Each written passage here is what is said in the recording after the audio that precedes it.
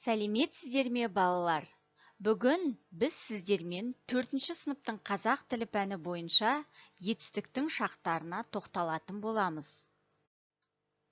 Оқу мақсаттары: етістікті тиісті шақта, өткен шақ, келер шақ, осы шақта қолдану. Тірек сөздерді қолданып, белгілі бір стильде мақала, мінездеме жазу. Бағалау критерийлері: бірінші, тірек сөздерді қолданып, белгілі бір стильде мақала, мінездеме жазады.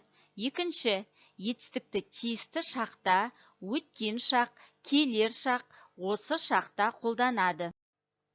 Етістік іс-әрекеттің жүзеге асу мезгілін, уақытын білдіреді. Соған орай етістіктің 3 шағы болады.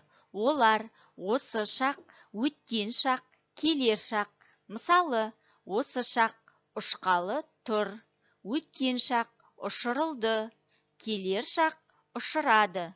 Балалар, жаңа тақырыпқа байланысты видеоға назар аударайық.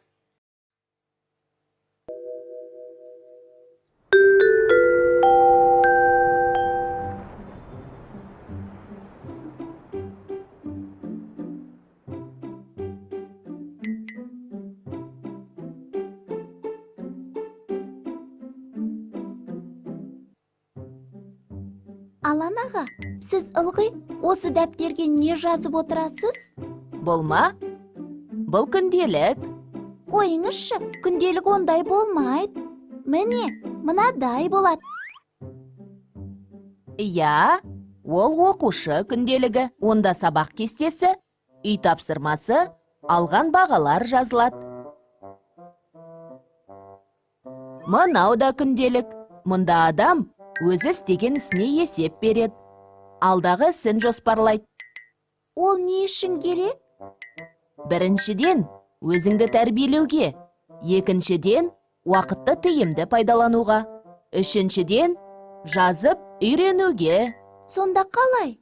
Қара, мен саған түсіндірейін. Күнделікті әркім әртүрлі жазады. Мен мынадай кестеге 3 шаққа бөліп жазғанды ұнатам. 3 шаққа? Шақ – уақыт деген сөз. Адам әрекеті істеген уақытына сәйкес 3 шақта айтылады. Қазірге дейін, қазір және бұдан кейінгі уақыт па? Иә, дұрыс.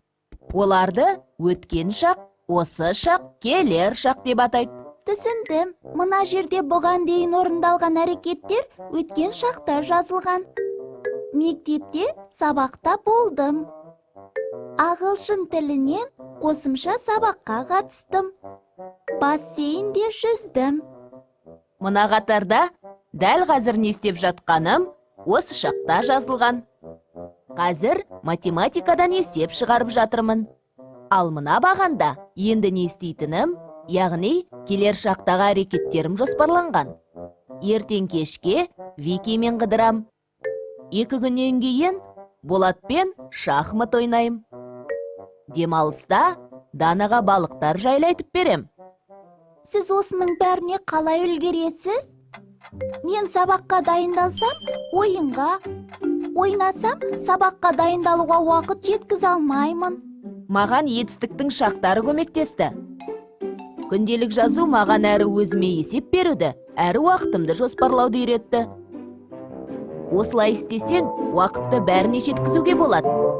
Алақай, енді мен де солай істеймін. Балалар, алдымен өткен шаққа тоқталып өтейік. Өткен шақ д, д, т, т, ып, үп, п, қан, кен, ған, ген, атын, етін жұрнақтары және еді, екен көмекші сөздері арқылы жасалады. Өткен шақтағы етістік сөйлеп тұрған уақыттан бұрын болған және аяқталған іс-қимылды білдіреді. Мысалы, мен жаздым, ол жазған екен. Бірінші мәтінге назар аударыңыздар. Адам ерте кезден-ақ ғарыш денелерінің жердегі құбылыстарға әсерін білуге тырысқан. Ғарышқа жол 1957 жылы 4 қазанда ашылды. Бұл күні бұрынғы Кеңес одағында жердің жасанды серігі ұшырылды. Қарамен жазылған сөздерге назар аударыңыздар. Не істеген? Тырысқан. Қан жұрнағы арқылы жасалып, өткен шақты білдіріп тұр. Не істеді? Ашылды. Д жұрнағы арқылы жасалып, өткен шақты білдіреді. Не істеді? Ұшырылды. Д жұрнағы арқылы жасалып, өткен шақты білдіреді.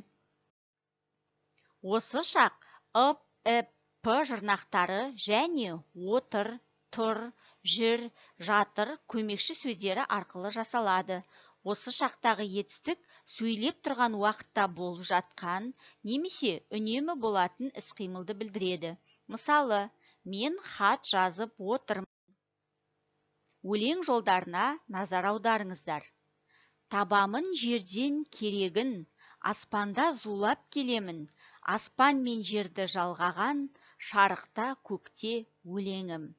Биіктен туды көремін, өрелі менің өз елім, еңсесі биік ақ орда, еңкейіп кіріп келемін.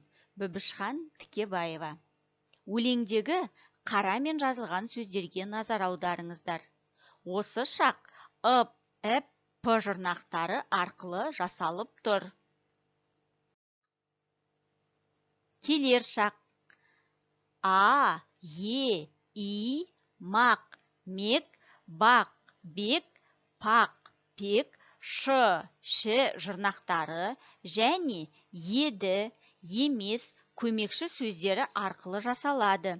Келер шақтағы етістік сөйлеп тұрған уақыттан кейін болатын іс-қимылды білдіреді. Мысалы, ол қалаға бармақшы.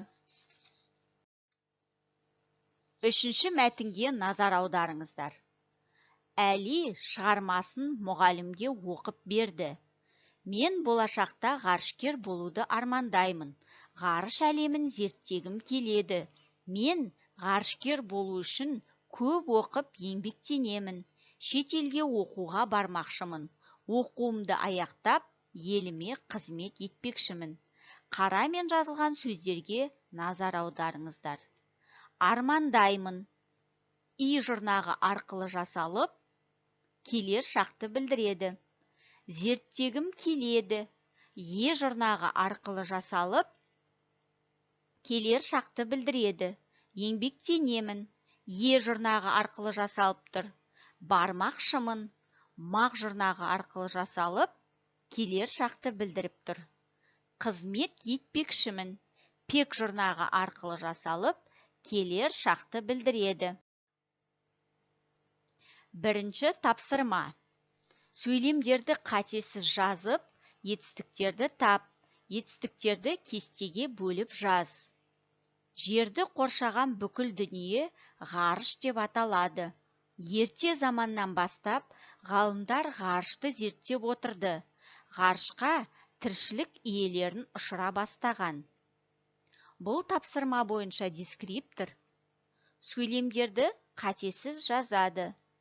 Етістіктерді шақтарына қарай ажыратады. Екінші тапсырма. Тірек сөздерді пайдаланып, қазақ ғарышкерлері тақырыбына мақала жаз. Берілген тірек сөздер. Қазақтан шыққан тұңғыш ғарышкер, Союз ТМ-13 ғарыш кемесі, Талғат Мұсабаев, ғарышта 3 рет болу, Айдын Айымбетов. Бұл тапсырма бойынша дескриптор. Тақырыпқа сәйкес мақала жазады. Тірек сөздерді орынды қолданады. Мақала жазу стилін сақтайды.